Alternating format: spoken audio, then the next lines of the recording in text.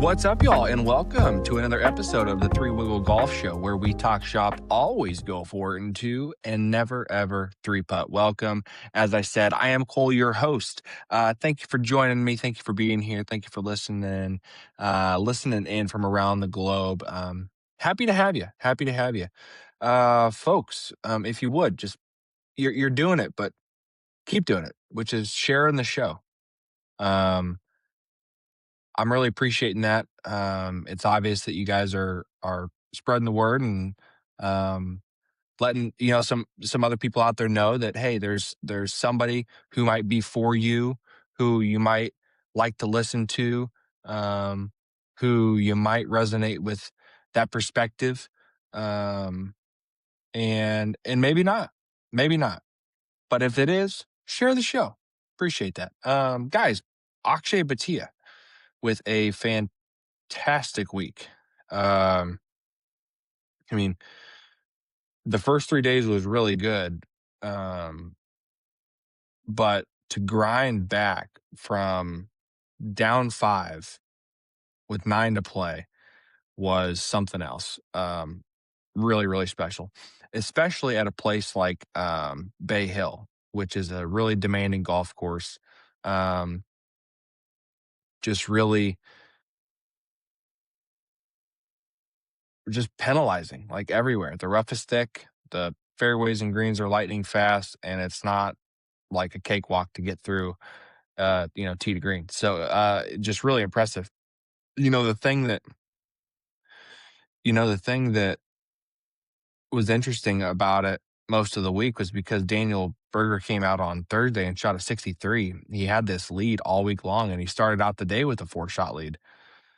And when a guy's in that position, and even starting the back 9, I think he had a 4-shot lead, or maybe even 5. But the pressure's on him to get it across the finish line and not make mistakes. So the guys playing from behind they're chasing and hungry, and they're able to play a little bit more aggressive and freely because like in the sense of things, quote unquote, like they don't have anything to lose, right? Daniel Berger, it's his golf tournament. He should win it. He should go make a couple birdies and secure the W with that lead. But it's just, it's funny. I was watching the final round at the clubhouse today with a buddy, and we were talking about it as we were watching. It's just tough to close out a golf tournament in any situation, but there's that added pressure of like, you don't have any reason not to close it out except for playing good golf under this pressure. And so it's just,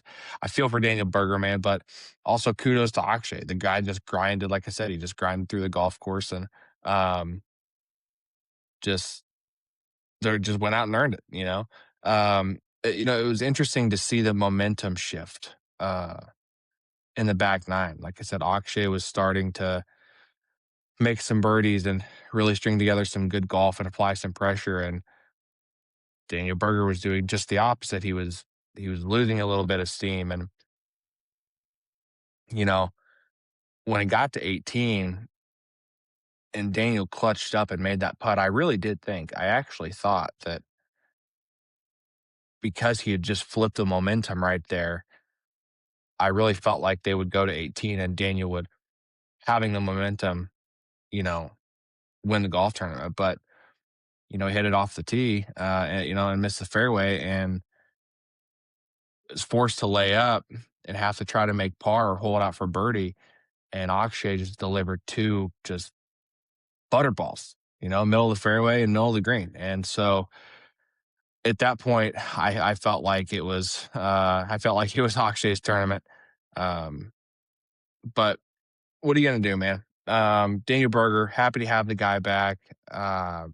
Just sucks because he'd been out of it for a while, and sucks that he was right there. But oh well, man. There's always next week. We'll see him at the Players.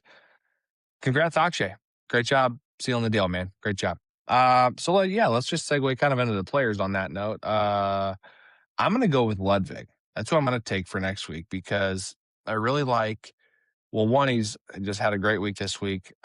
He had a top 10. He's only played there twice. He missed the cut once and had a top 10 finish once. So because he's got a little bit of mojo coming from these last few weeks. I'm kind of liking his chances. He hits the golf ball really straight, and so I think that you know there's a good opportunity for him to maybe collect a big win. A really big win. He's the caliber of player who is gonna win majors and the players and um, elevated events and all that jazz. So I definitely look forward to that for him. Um, who else? I mean, Ricky Fowler. I mean, that cat's been obviously won the players in I think 2015, but he's been playing some really good golf. He's been having some really good finishes, and so you never know. He might just be sneaky and having won there before. He knows Sawgrass. You never know. Maybe he just collects one, another one, as Khaled would say. Maybe he just collects another one.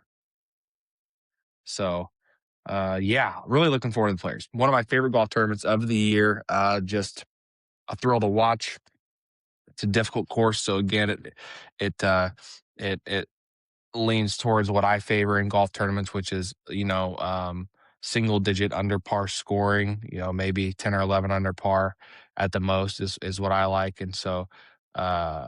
The players has definitely gotten much lower than that before, but there are times where it will be, the winning score will be 10 or 11 or 12 under par. So, guys, and then this week we're going to talk just for briefly for a little three wiggle wisdom for you guys to chew on for the week, which is where and what can you do to save the most strokes? If you're a high handicapper, what can you do to save the most strokes right now? And I would say it's two things. I would say first, it's get the ball in play off the tee. So if that means one of two things, then do either of those things, which is one, if it means take driver out of your hand, take it out of your hand. Now, I don't think that that's a good long-term solution. But if it's just really that off, then okay, put it in the bag and hit 3-wood. However, I would rather you put driver in the hand and as I spoke about on a previous episode, having a fairway finder, figure something out in that category with driver in the hand. You got to really choke down on it. You got to put the ball more in the middle of your stance. Whatever the situation is, get the ball in play. Okay. It doesn't have to be fairway every time. Okay. It's not going to be fairway every time. But if you can keep it on the planet and not be losing golf balls off the tee and getting away strokes and having to play stroke and distance, that will help immensely. Okay. Point two is improve your short game. Your iron play is it's gonna have off and on days, like all the time. And so because of that, why is it so critical that your short game is is that you develop time to it? Why is it let me rephrase that. I'm sorry. Why is it so critical that you devote time to improving your short game? Because on days that you hit it okay with your irons, but you're not hitting it close to the hole, but you're still hitting greens, then lag putting is critical so that you don't 3-putt 4 or 5 times and give your score away there. Okay. Secondarily to that, which is more likely, is you're going to miss a lot of greens. You're probably going to play around. If you're high handicapper, you're probably going to play around a golf and hit between, like 6 and 10 greens in a round, something like that. And so that means you're going to be chipping 2/3 or more of the time. So I just think that it's in your interest to devote some time, to the chipping and the pitching and find some contact that can get you on the green. Just like off the tee, your focus is get the ball in play. When you get up and around the green, your goal should be don't give away strokes by doing something silly, like trying to get cute to, like cover a bunker that's short sided. No, just take it a little bit wide, get it on the green and get putting. Um, So that would be it, guys. That would be it for this week. Get the ball in play. If you gotta, put driver in the bag, so be it. But I prefer you to figure out somewhat of a fairway finder that you can keep driving your hand to kind of push it up there as far as possible, but also keeping it on the planet. and then dial in the short game. Okay, work on your putting, your lag putting, work on your pitching and chipping and your bunker play. It doesn't have to be, you don't have to have a wide array, believe it or not, of short game shots in the bag, if you will, to play good golf. Okay.